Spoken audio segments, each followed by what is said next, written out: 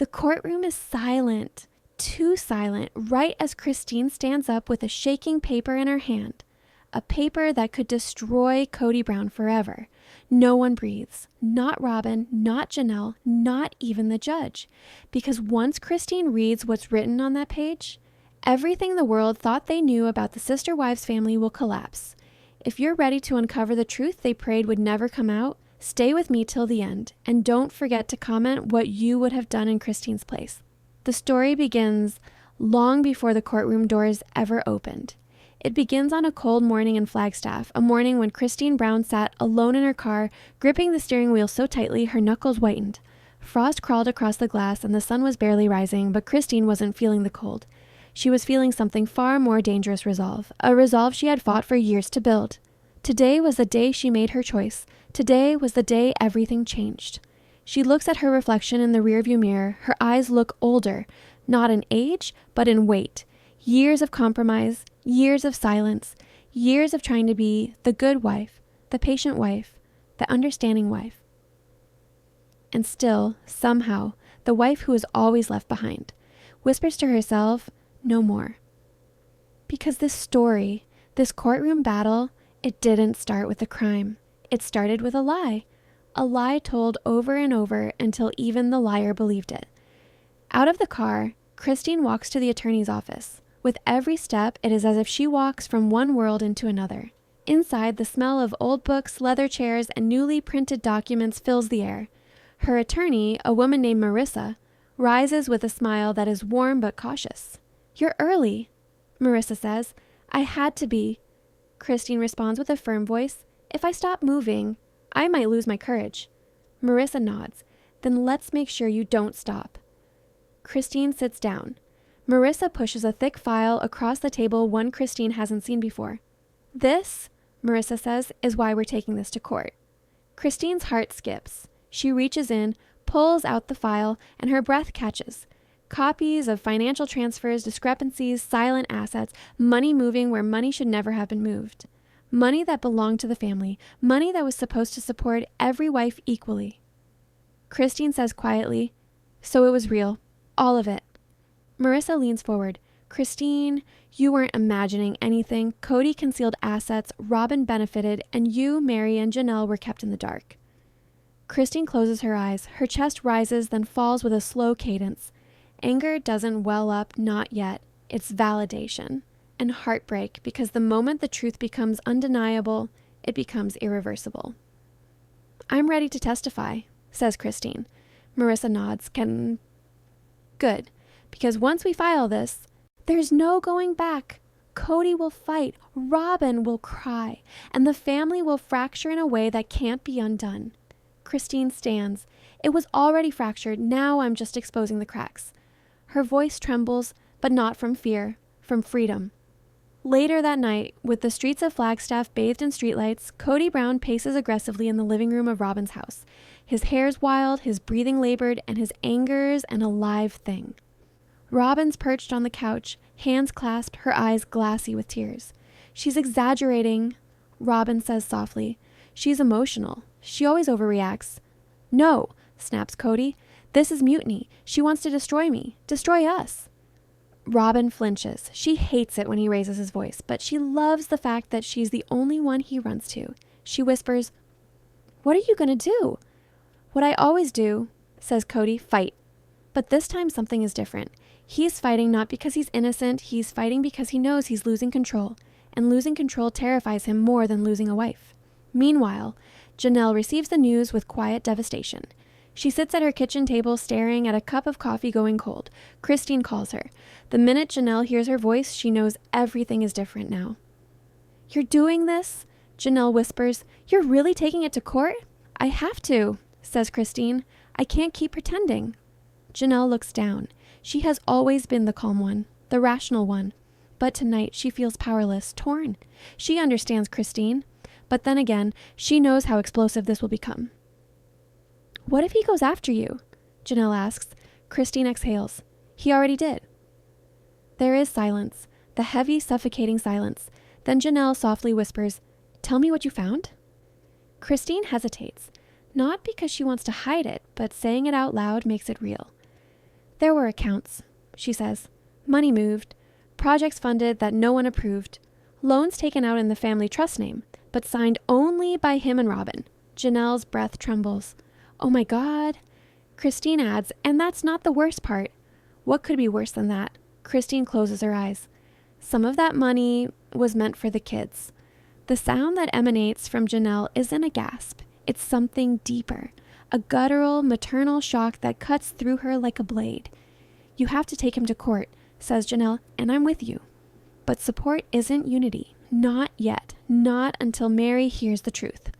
As Christine prepares to tell her, lightning cracks across the sky. The storm is coming, and the Brown family is about to walk straight into it.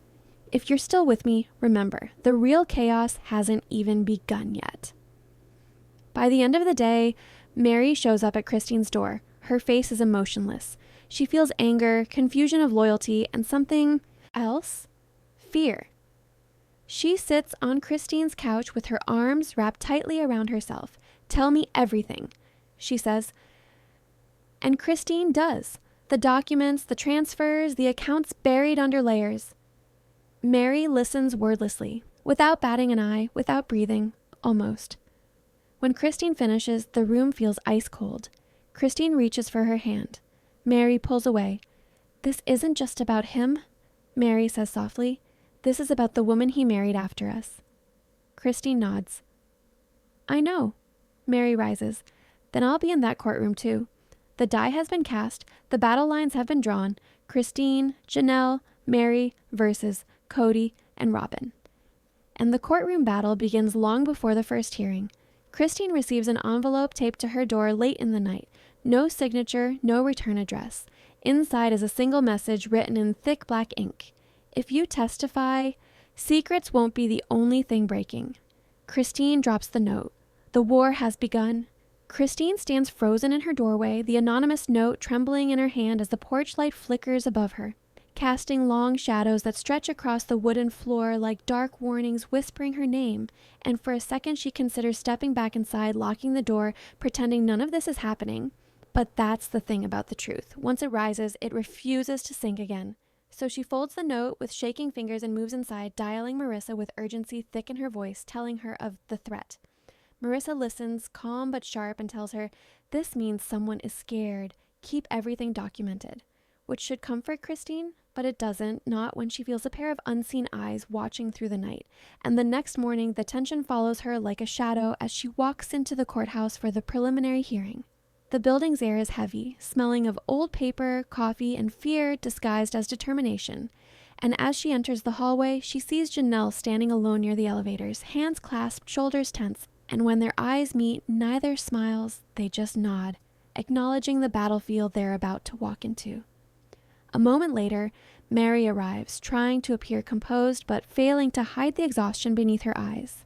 And the three women stand together in a line that feels unfamiliar yet strangely powerful, until suddenly, from the end of the hall, footsteps echo, a familiar rhythm of boots hitting tile, and Cody appears, his posture wide, chin high, hair wild, anger radiating off him like heat from asphalt. Robin trails behind him, mascara already smudging like she prepared herself to cry at the first opportunity. And when they approach, Cody stops just inches from Christine, his voice low and edged with venom as he says, "This didn't have to get ugly." And Christine and Janelle both stiffen while Mary looks away, fighting tears she refuses to let fall. Christine answers softly but firmly, "It became ugly the moment you lied." And for the first time, Cody's eyes flicker, not with guilt, but with fear of consequences he thought he'd never face. And the clerk opens the courtroom doors, allowing everyone inside. As they walk in, the wooden benches and pale fluorescent lights make everything feel harsher, colder, and Christine takes her seat beside Marissa while Cody sits with his attorney across the aisle, his jaw clenching so tightly the muscle twitches. The judge, "Stay with me here, because the truth that's about to surface will shatter what everyone thinks they know." When Cody's attorney rises, he paints Christine as emotional, unstable, misguided words she's heard him use to dismiss her for years. And while the courtroom watches, Christine's face turns cold, her expression firm, refusing to break. And when the attorney insinuates she's exaggerating financial concerns out of bitterness, Janelle can't stay silent.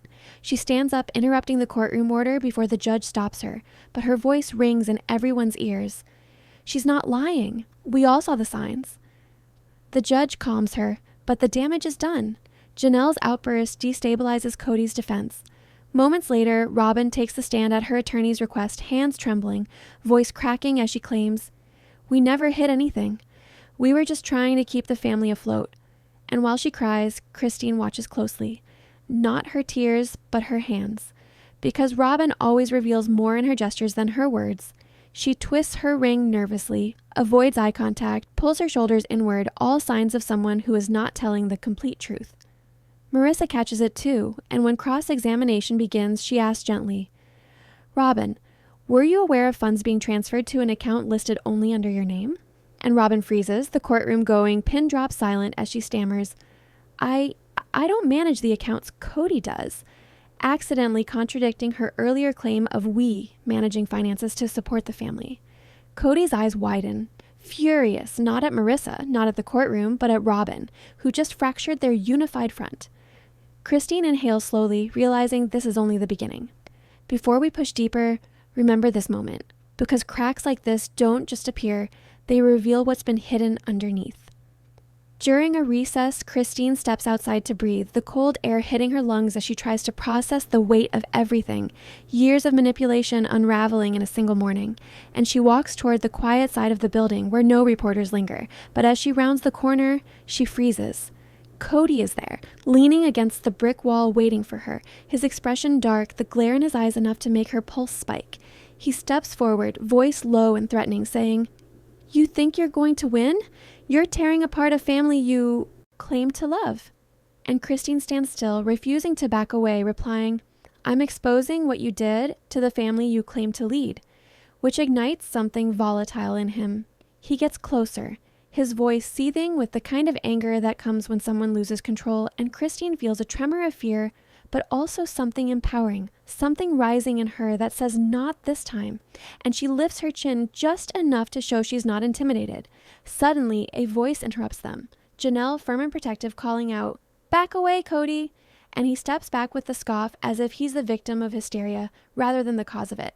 Robin appears seconds later, grabbing his arm, whispering frantically, "Please, don't make this worse." But the look she throws Christine holds something unexpected. Not anger, but worry, like she knows something dangerous is in motion that even she can't control. When court resumes, the judge orders both sides to submit deeper documentation, and the next hearing is set for 1 week later. But as everyone begins to leave, Christine receives a text message from an unknown number. "You're not ready for what he's hiding."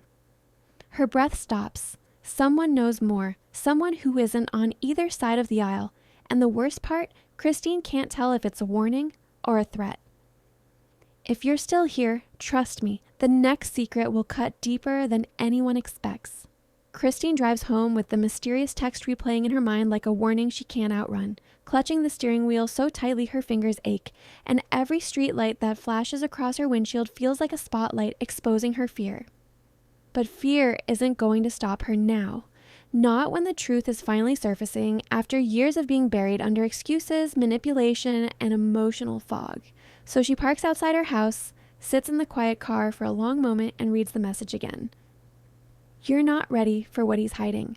The words feel heavier this time, like they're not just talking about bank accounts or documents, like they're talking about something darker, something personal, something dangerous. She rushes inside, locks the door, and immediately calls Marissa, telling her everything, and Marissa listens with that sharp, analytical calm, only pausing to say, "Christine, someone inside his circle is breaking," which sends a shiver down Christine's spine because the only people close enough to know Cody's secrets are the ones who have the most to lose. Hours pass, sleepless and tense, until morning finally crawls in, and Christine meets Janelle and Mary again at the cafe near the courthouse to talk through the next steps. Janelle looks exhausted but determined. Mary looks conflicted but present, and Christine sits between them, trying to keep her breath steady as she shares the mysterious text.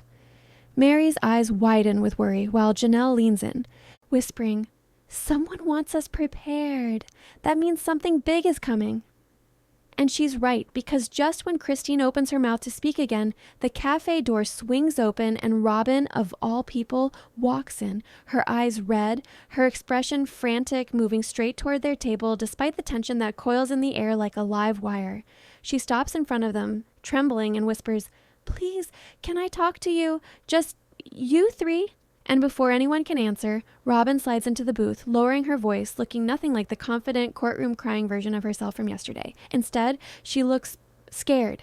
She looks over her shoulder before speaking. "He's hiding something," she says. The table falls silent. Christine's heart hammers. Janelle stiffens. Mary blinks, startled. Robin swallows hard and continues, "Something I didn't know about until last night."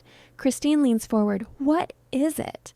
But Robin looks like she's about to break apart, shaking her head. "I can't say everything yet, not here. But you need to know I'm not the one who sent that message, and I'm not the only one he's been lying to. Stay right here with me, because what she's about to reveal will flip this entire story upside down." Robin pulls out a folded envelope, sliding it across the table like it's radioactive, whispering, "This was slipped under our door last night, addressed to you three."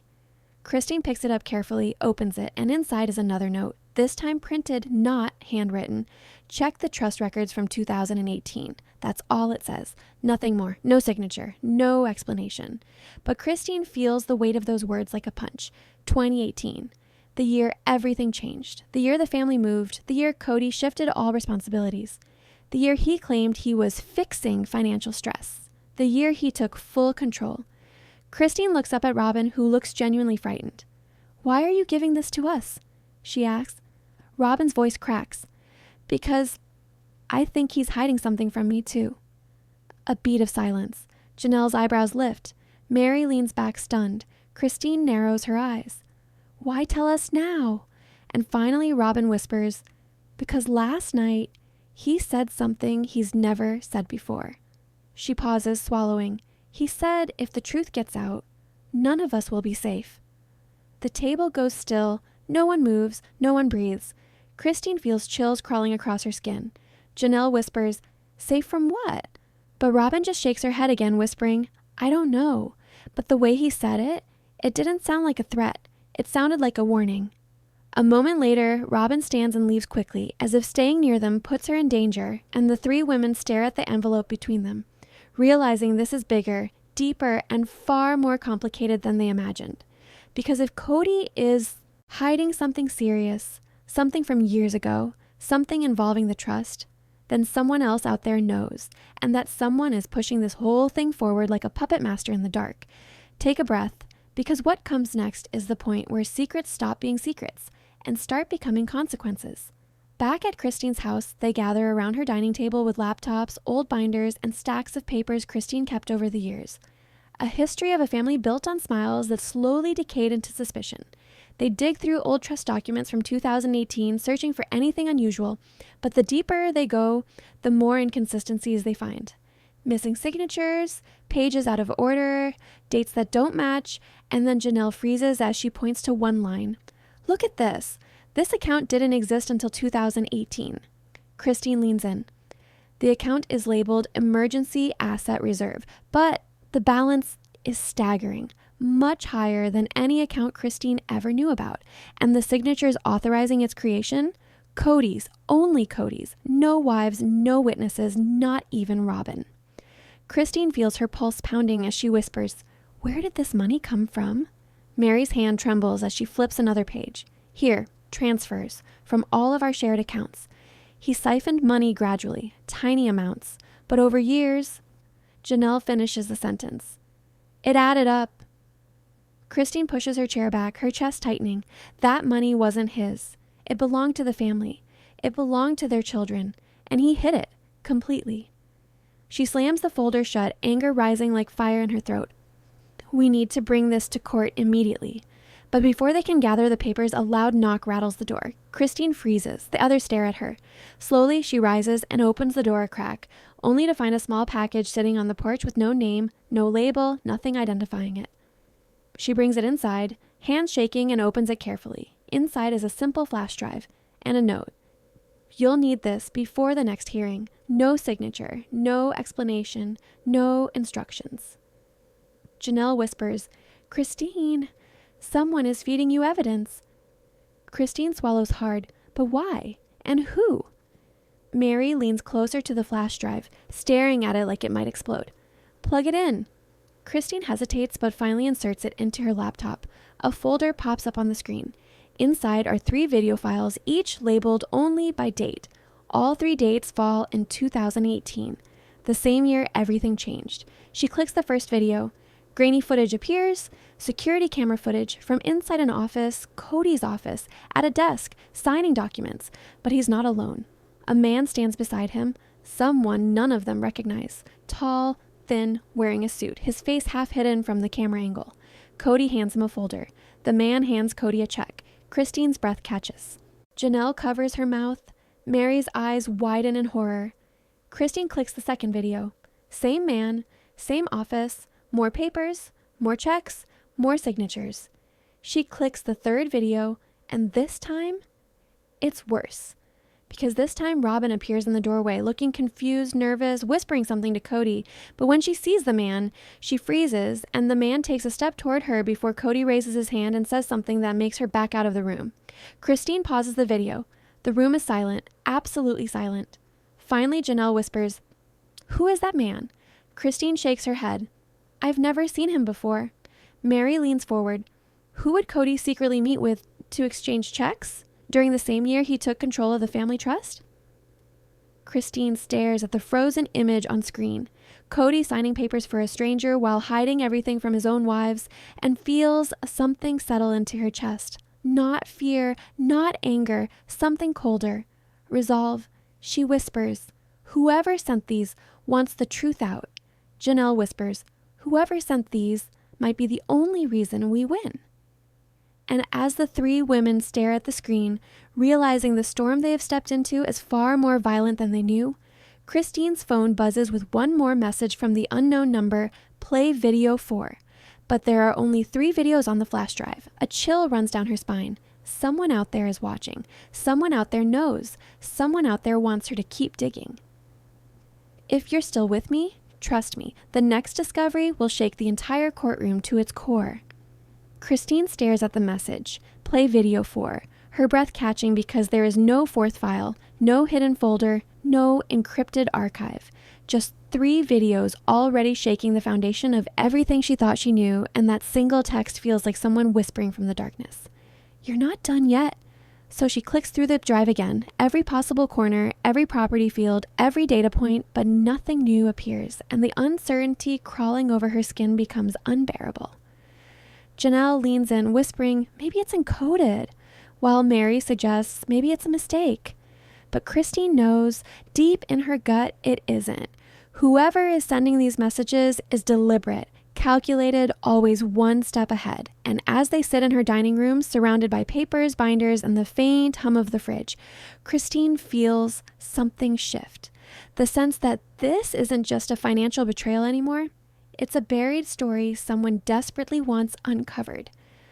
Hours later, as evening falls and shadows stretch across the walls, Christine loads the flash drive again, but this time tries accessing it through a different program, and suddenly something flickers.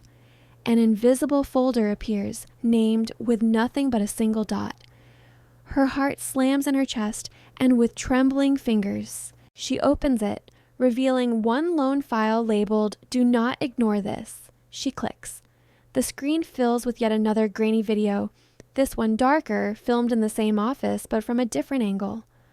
Almost like a hidden camera, and in the footage, Cody sits at his desk, looking anxious, tapping his fingers, checking the door every few seconds until the same mysterious man from the previous videos enters again, this time carrying a thick envelope.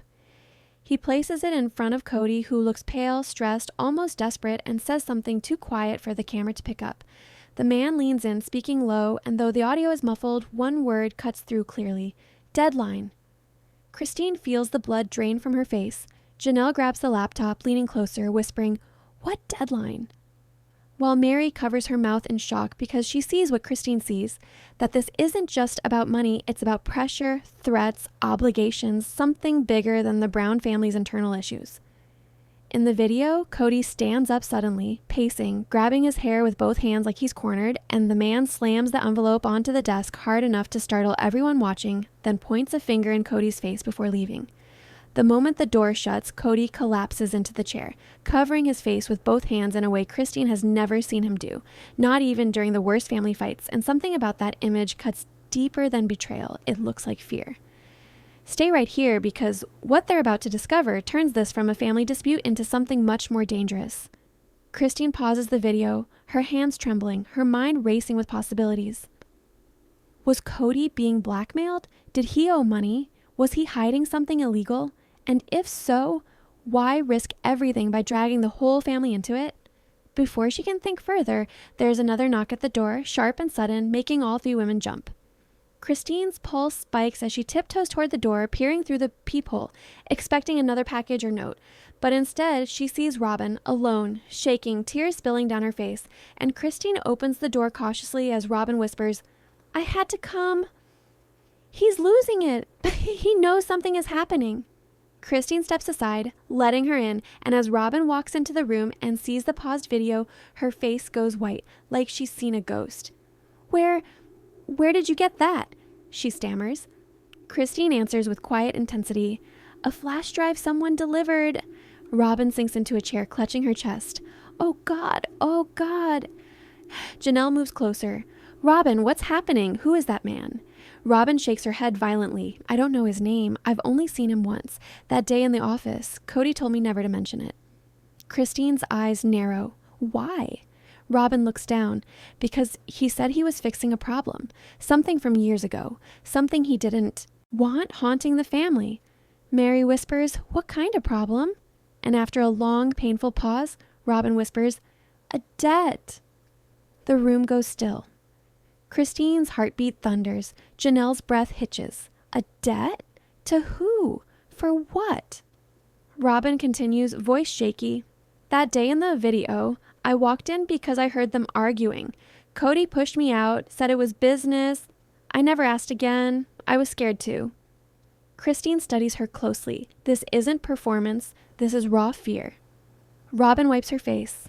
"He's been panicking since Christine filed. He thinks someone is trying to expose everything, this debt, the transfers, the meetings. He's terrified." Christine looks at the laptop again. "Terrified enough to threaten us?" Robin meets her eyes, whispering, "Terrified enough to do anything. If you're still with me, don't blink, because the truth buried under this debt is darker than anyone expects."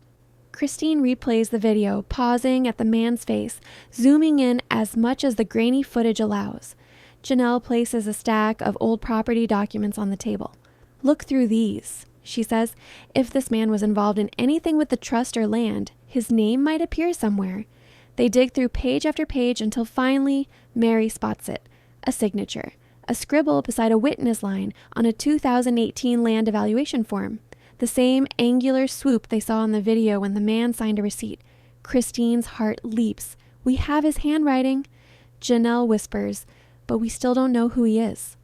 Christine grabs the flash drive again, pulls up metadata, timestamps, anything that could help identify the man, but suddenly the screen glitches just for a moment, and when it stabilizes, a new text pops up on her phone. "Stop digging." Christine freezes, her breath shortens. Janelle looks up sharply. Mary whispers, "What do they mean? Stop. Who is watching us?" Christine swallows. "Whoever sent the files, someone else is watching now too." Robin looks like she might be sick. "I told you. He said things would get dangerous." Christine's voice hardens. For him, not for us. But even she doesn't fully believe it. She stands, pacing, mind spinning as puzzle pieces move into place. Secret meetings, hidden accounts, sudden relocations, emotional chaos, manipulation, threats. It wasn't just dysfunctional family behavior. It was distraction, cover, a shield for something bigger. Christine turns back to the table. "We need to find out what that debt is, who the man is, and why the videos exist." Janelle nods. "And why they're being sent to us now." Mary adds softly, "And who's trying to help us or hurt us?" Suddenly, Christine pauses, catching something odd on the envelope. The flash drive came in, an embossed corner, barely visible under the light. She holds it up, a symbol, a circle with a line through it. Robin gasps, "I've seen that." Christine turns sharply. Where? Robin hesitates, fear clouding her voice. In a drawer. In Cody's old office, on a business card he hid. Janelle whispers, why hide a business card? Christine answers quietly, because he didn't want us knowing who he was involved with. The flash drive, the videos, the debt, the symbol, it all fits together like a sinister puzzle. But before anyone can speak again, Christine's phone buzzes. A new message. Court tomorrow won't go how you expect. Christine's pulse spikes. Court was supposed to be routine tomorrow, a simple evidence review. But this message says someone intends to blow it open. She reads it again, over and over, and then she whispers what everyone is thinking. Someone is planning something for tomorrow. Robin trembles. Mary goes pale. Janelle clenches her fists. Christine closes her eyes, breathing deeply, preparing herself for whatever storm is coming. Because the courtroom is no longer just a place for testimony. It's about to become the battleground where the truth explodes.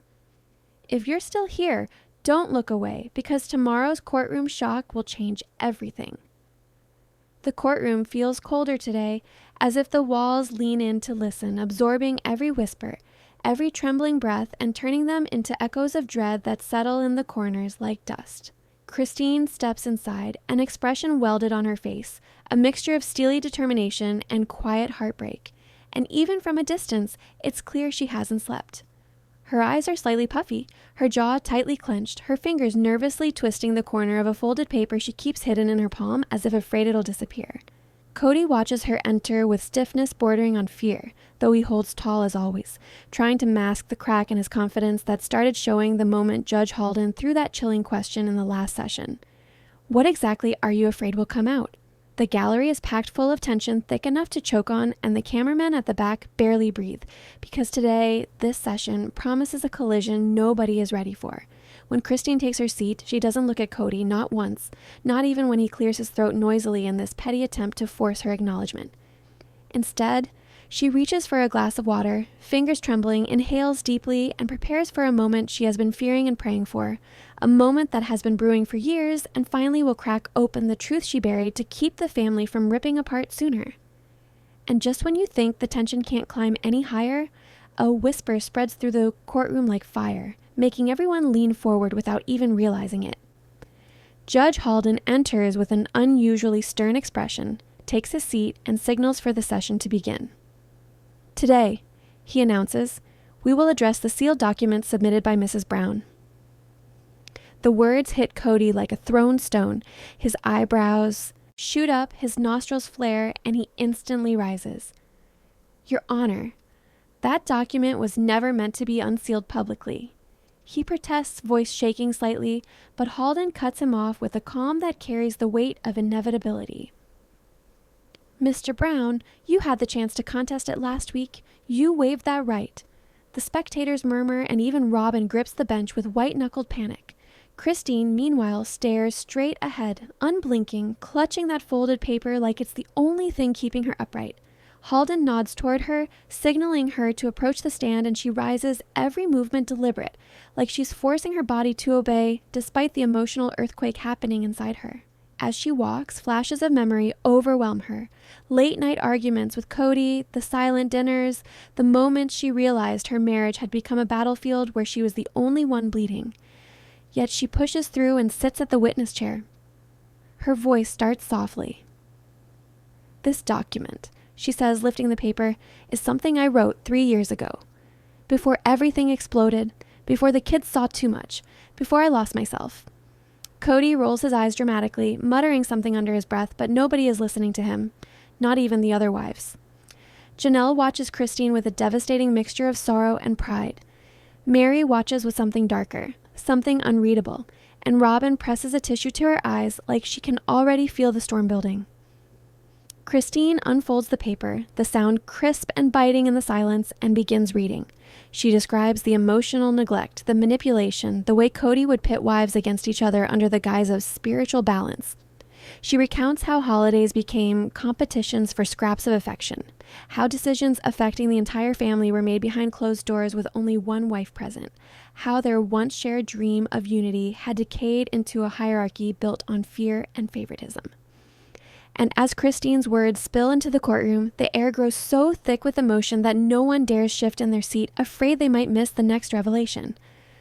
But then she reads the line that stops everything. I stayed silent because I didn't want to expose the secret that could break everything, but silence has only protected the one who caused the harm. The gallery gasps. Cody bolts upright.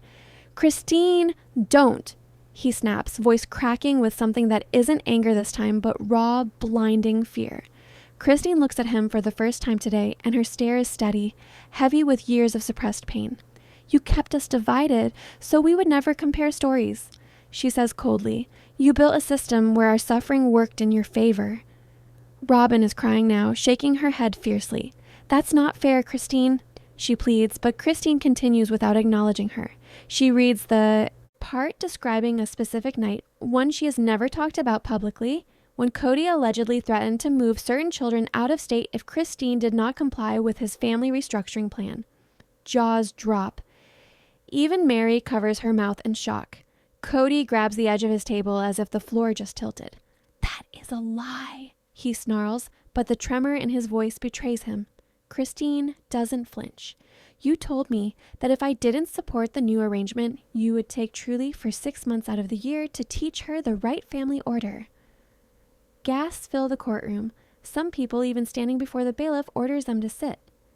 Christine's breath shakes, but she powers through, her voice clear with every sentence. That was the moment I realized the dream was dead. When a father uses fear instead of love, the family is already broken. And in that moment, even the judge seems to pause, weighing the heaviness of her words as if they shift the entire direction of the case. Cody leaps to his feet again, this time shouting, I never said that. You're twisting everything. You were unstable. Sit down, Mr. Brown, Judge Halden orders sharply, tapping his gavel once. The sound echoes like thunder. For the first time, Christine's hand shakes, but she folds the document carefully, placing it in front of her. I didn't come here to destroy you, she says, her voice softening but firm. I came here to protect my children, and to tell the truth I should have told years ago. The courtroom is suspended in a moment that feels like it could shatter on a single held breath, but instead, abruptly, Robin stands, her eyes red, her voice trembling. Christine, why didn't you tell us? For the first time, Christine's expression breaks. Because you wouldn't have believed me, she admits. He made sure you wouldn't. That line slices through the room like a blade. Even the air seems to stagger. Judge Halden clears his throat. Mrs. Brown, he says, please take a moment. We will reconvene after a short recess. But before Christine can stand, Cody slams his hands on the table, his eyes wild, his face crimson. If you keep going, he growls quietly but audibly, you're going to regret it. The entire courtroom freezes. Bailiffs step forward instantly. Halden narrows his eyes. Mr. Brown, do you want to rethink that statement? Cody realizes what he's done, but it's too late. The words hang in the air like smoke from a gun. Christine straightens her spine, finally meeting his glare with a steadiness that is both heartbreaking and electrifying. I'm done regretting things, she whispers, and with that the session ends. But before anyone can even process what transpired, Halden says, in the next session, we will review testimonies from the children. The courtroom erupts into whispers, chaos, shock. No one would have ever considered pulling the kids into this, no one. And as the doors open, and everyone spills into the hallway buzzing with terror and incredulity, one thing becomes painfully clear. The next session is going to destroy someone. The only question is who. The hallway outside the courtroom is a storm of whispers, flashes from reporters' cameras, and tense hum of a family unraveling so loudly that even the marble walls cannot contain it. Christine steps out first, holding her breath like she's afraid that it's going to stagger out of her chest in pieces, and behind her, the rest of the Brown family spills into the space with expressions that look like they've been carved from a block of shock and fear.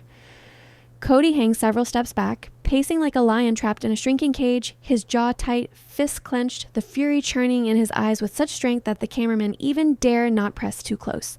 Today feels different, not just heavy, but dangerous, like something is shifting under everyone's feet, something big enough to crack everything they knew about the history of the family. When the recess is over and the bailiff opens the door, the energy changes utterly. People surge in, not wanting to miss the next wave of truth, since today, the kids are going to be brought in, and that is the line nobody thought would be crossed. The courtroom fills up with a slow, suffocating tension when Judge Halden takes his seat, straightens his papers, and clears his throat. "We will proceed," he states, with statements submitted by the adult children. And gasps ripple through the gallery because while the judge made it very clear last time, the reality of it hits harder now. This isn't just the spouses anymore. This is the generation that grew up inside the chaos, the ones who lived every whisper, every slammed door, every smile that didn't reach the eyes. And the moment the first testimony is brought forward, you can feel the entire courtroom lean in as if bracing for impact.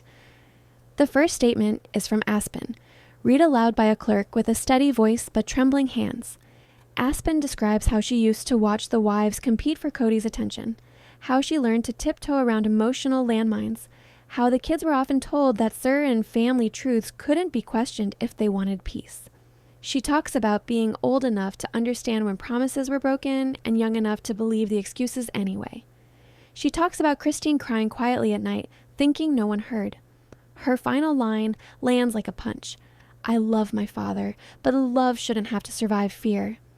Christine squeezes her eyes shut, the words hitting her harder than anything she read earlier, and in the back of the room, Cody shakes his head aggressively, mouthing, "Not true," over and over, like he can overwrite the memory by refusing to accept it. Next is Gabriel's testimony, shorter but sharper, like he wrote it in one breath because holding it in had become unbearable.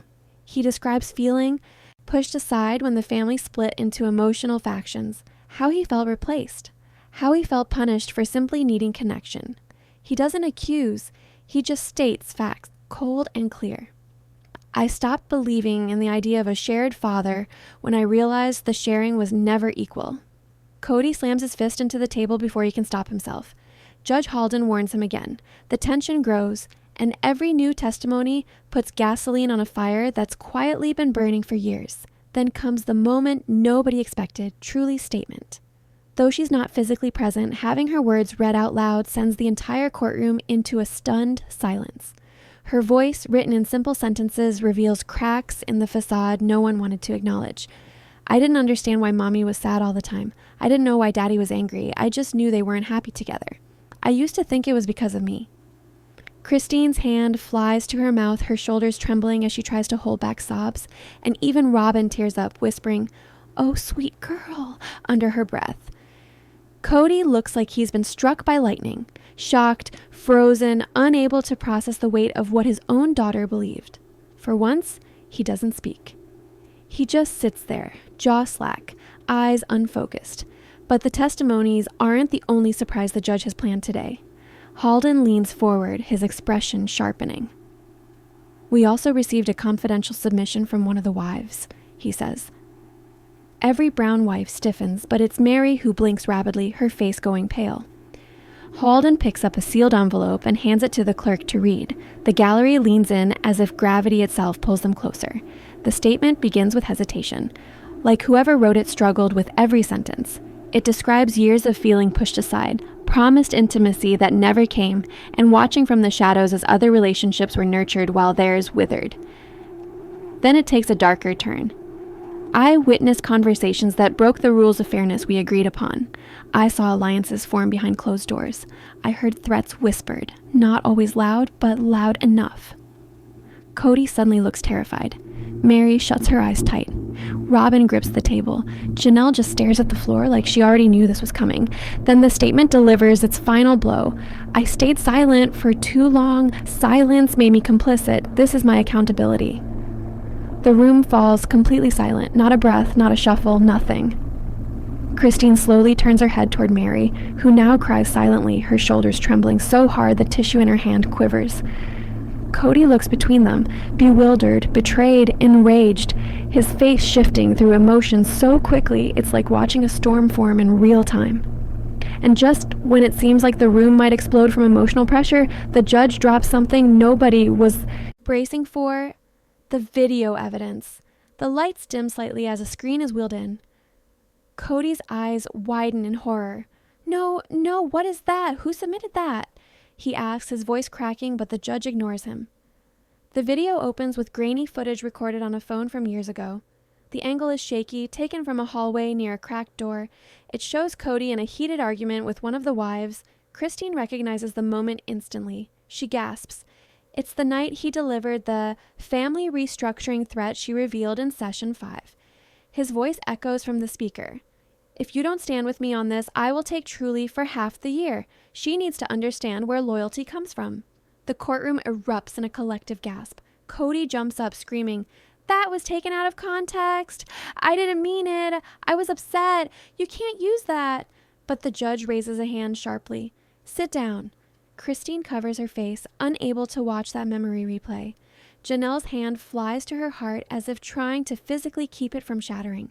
Robin looks like she might faint. Even Mary whispers, "Oh God," under her breath. When the video ends, the silence left behind feels like a crater. Cody stands frozen, chest heaving, face flushed red with panic. For the first time in all these sessions, he looks genuinely frightened. Not angry, not defensive, but terrified of what comes next. Halden folds his hands. This footage raises serious concerns about coercion and emotional manipulation. He says sternly, "We'll need further review." Cody tries to speak, but his voice cracks. Instead, he sinks slowly into his seat, eyes darting wildly as if searching for someone, anyone, who still believes him. No one steps forward, not even Robin.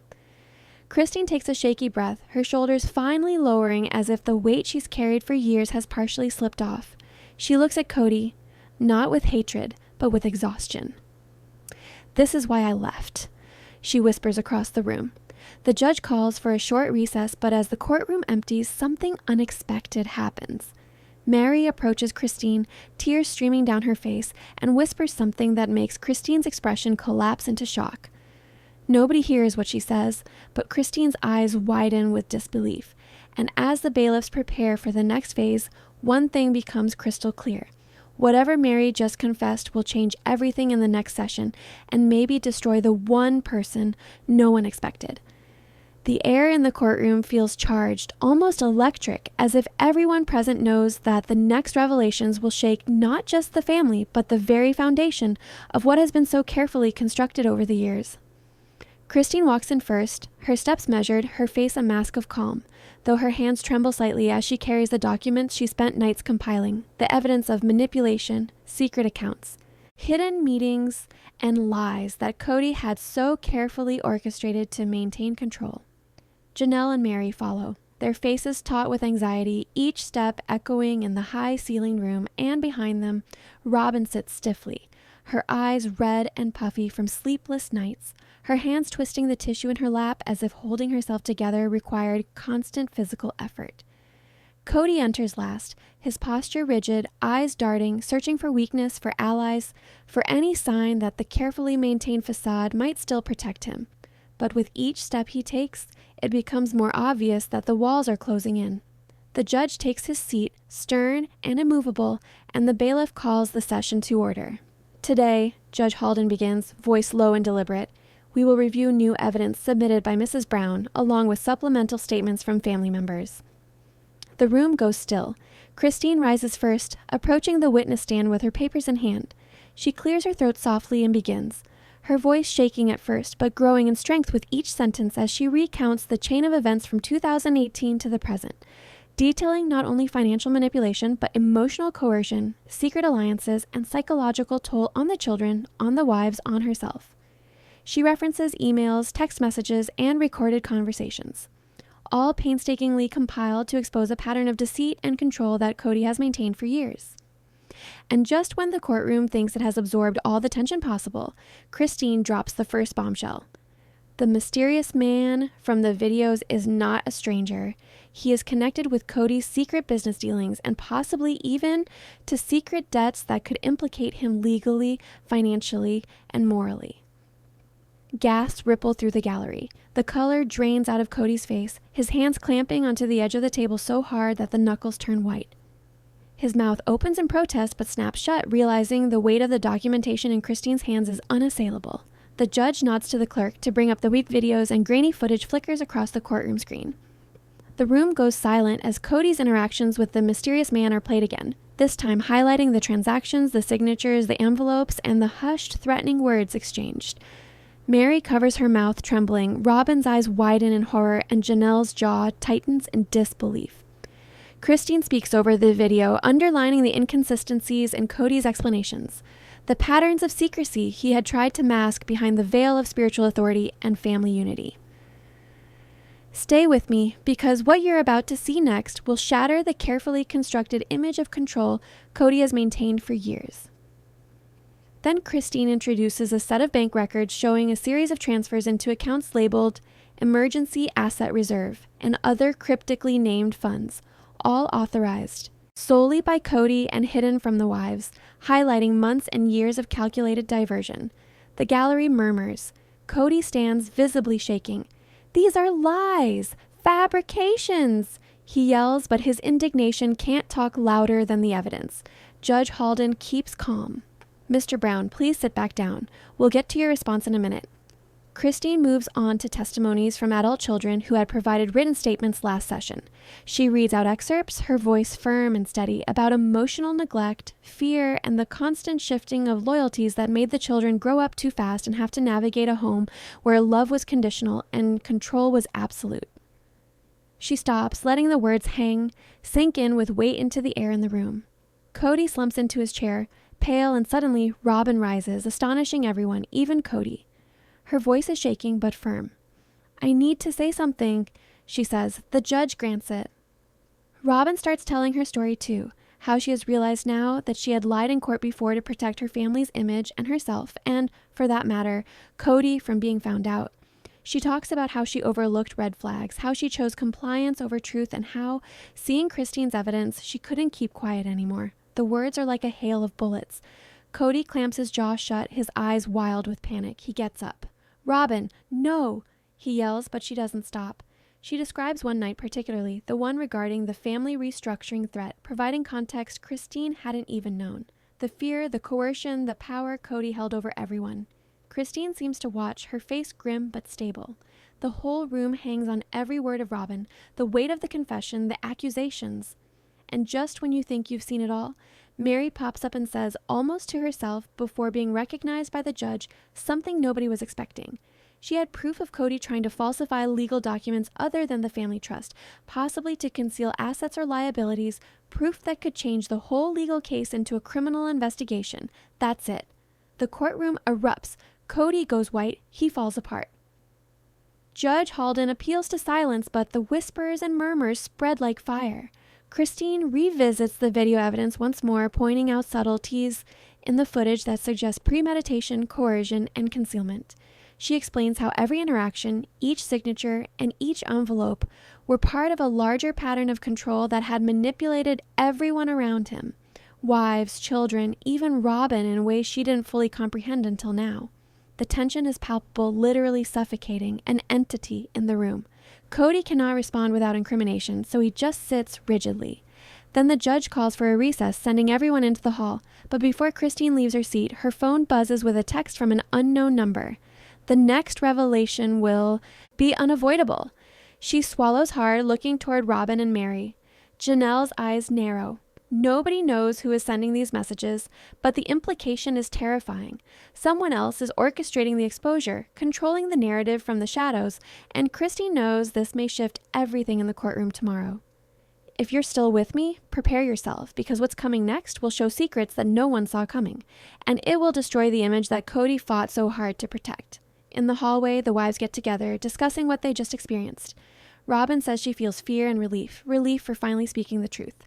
Mary admits she feels exposed, vulnerable, but empowered. Janelle remains the pillar, steady, her hands folded, but her mind racing through next steps, legal strategies, and how to protect the children from the emotional fallout. Christine takes a deep breath, heart pounding, realizing that the next session will require her to confront Cody directly with evidence she has meticulously compiled, to force a response not just emotionally, but legally, and to make sure that every hidden truth comes to light. She turns toward the courtroom doors, feeling a determination she hasn't felt in years, knowing that the family's fate, her own peace, and the truth's ultimate victory depend on what happens next. Outside, the sun dips low, casting long shadows over the courthouse steps, symbolically marking the end of one chapter and the foreboding arrival of another, darker, more explosive session to come. The weight of secrets, confessions, and revelations hangs in the balance among them all, like a storm about to break, and Christine knows the next confrontation will not only put the truth to the test, but also the endurance of every single person in that room. Stay with me, because in the next session, everything you think you know about loyalty, betrayal, and family will be questioned, and nothing will remain the same. The courtroom feels unbearably silent as everyone takes their seats, the heavy weight of anticipation pressing down on every shoulder. Kristen walks in first, her expression calm but her heart pounding, knowing that today, after all the confessions, the videos, the testimonies, and the hidden evidence, there will be no hiding, no distractions, and no softening of the truth. Everything is about to come to a head. Cody enters shortly after, his steps measured but his jaw tight, eyes scanning the room like a predator calculating its escape. But he cannot hide the subtle tremor in his hands, the fleeting doubt in his eyes that no amount of bravado can erase. Judge Halden takes his seat, glances over the papers, and clears his throat, his voice steady and commanding. We will proceed with the final evidence and live testimonies from key family members. The gallery leans forward. The collective silence is charged with tension. Each spectator awaits the emotional explosion that has been building across 7 sessions. Even the cameramen hold their breaths, knowing that the next moments may very well define the narrative of this whole case.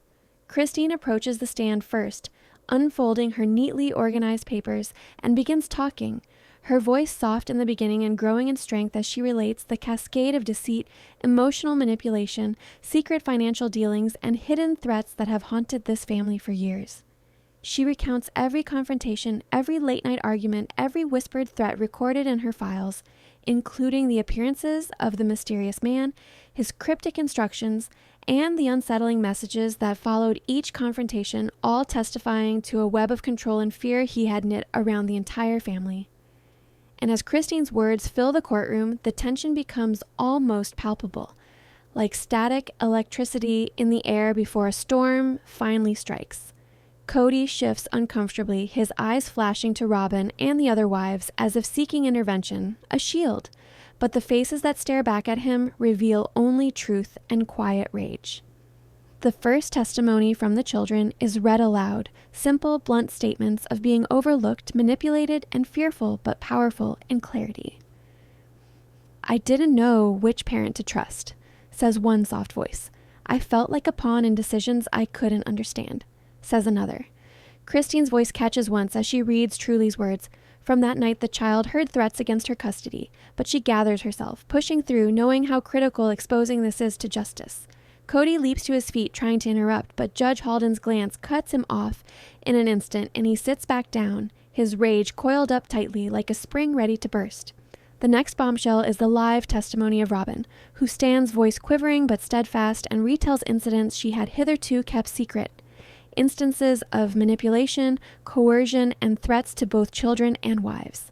She describes how she had stayed silent, thinking compliance was survival, but seeing the compiled evidence now, she realizes that silence only perpetuated harm. Her words pierce through the courtroom like jagged glass, touching no corner, leaving no pretense of unity intact. And the shock escalates further as Mary is called to present her findings, revealing evidence of altered documents, undisclosed accounts, and transactions that contradict every story Cody has told publicly, showing a carefully concealed pattern of deception designed to centralize power and maintain secrecy. Cody's face turns ashen as Mary lays out the evidence, describing signature inconsistencies, unexplained withdrawals, and the presence of the mysterious man as the orchestrator of several unreported transactions.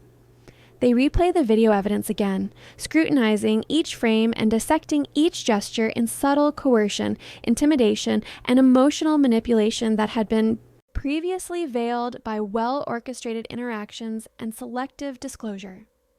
Christine sets the context, guiding the audience, the judge, and the family through each shocking moment while pausing to let the weight of the revelations sink in. Cody tries to protest, but his voice fails him as the evidence converges with the testimonies of the children and the confessions of the wives into an undeniable pattern. The room falls silent, except for the hum of the projector and the sniffles from the gallery. Judge Halden leans forward then, his voice firm but measured as he outlines the gravity of the situation, saying, "Mr. Brown, given this new evidence and testimony, you are facing serious implications, both legal and familial. Do you understand the consequences of these revelations?" and Cody swallows hard, his throat dry, nodding almost imperceptibly, though the tension radiating from him makes it clear that comprehension has finally sunk in. Christine takes a deep breath and approaches the final piece of evidence, a sealed envelope containing documents that could implicate Cody beyond the family disputes, possible legal violations, financial misconduct, and hints of intimidation bordering on criminal activity. She opens the envelope in slow motion, letting the courtroom absorb the suspense, letting each eye in the room trace every careful motion. And just as she starts to read aloud the contents, a timeline that places Cody at the center of actions that are both morally and legally questionable.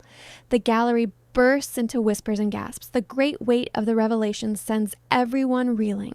Cody's hands shake as he clutches the table, his jaw clenched, his eyes darting frantically for any kind of escape, any kind of explanation that might dilute the damage, but none exists. The judge allows a dispensation for calm, but the tension is almost unbearable. Christine reads through the documents citing dates, transactions, emails, and witness statements, each corroborating the testimony given by the wives and children, painting an unbroken, undeniable picture of manipulation, secrecy, and coercion. Robin, Janelle, and Mary sit with strained faces, the weight of truth both liberating and devastating. Cody, silent, unable to utter a word, sits wide-eyed, frozen, as his carefully constructed facade crumbles under relentless evidence. Then, in the final twist, the judge allows a live statement by Truly and the other children, who have prepared short statements under guidance. Their words are simple yet piercing: fear, confusion, betrayal, but also clarity and courage. "I don't want to live in fear anymore," Truly says softly but firmly. "I want the truth to be heard," another child adds, their voices steady, clear, and undeniable. As the children's voices echo, the courtroom becomes a crucible of raw emotion, forcing everyone present to confront the consequences of years of secrets and control. Cody's face is rife with the first shock and panic, finally giving way to a dawning realization that his power over the family has irreversibly eroded. Christine, however chaotic it all may be, feels a quiet resolve. Justice can begin, recognition can be given, and rebuilding can finally start. Judge Halden bangs his gavel and says in a serious tone, "We will deliberate and then schedule the next steps, considering all evidence and testimonies with care. This case has changed today, fundamentally and irreversibly." The gavel falls. There is silence, heavy and profound. Outside the courtroom, wives and children gather, some fighting back tears, others embracing in relief, but all very aware that though the storm is now over, the aftershocks of consequences will continue to roll out. At least the truth is now visible, undeniable, and unshielded. Christine looks at the family, eyes softening, a slight tremor in her smile. "We survived," she whispers, though the weight of the past hangs thick. Mary nods silently. Robin breathes a shaky sigh, and Janelle finally allows herself a small, exhausted smile. Cody steps out last, flanked by his legal counsel, his face pale and hollow, his eyes avoiding every gaze, every flash of cameras that capture the dismantling of his carefully curated image. Now it's your turn, viewer. What would you do if every secret, every hidden betrayal, and every carefully guarded lie that you believe about your family was suddenly exposed in front of the whole world? Comment below and let us know. The courthouse doors close behind him, but the echoes of truth, confession, and shattered illusions hang around, marking the end of one chapter and leaving the audience poised to reflect in anger, empathy, and that one dangling question: what does the future really hold for this now fully exposed family?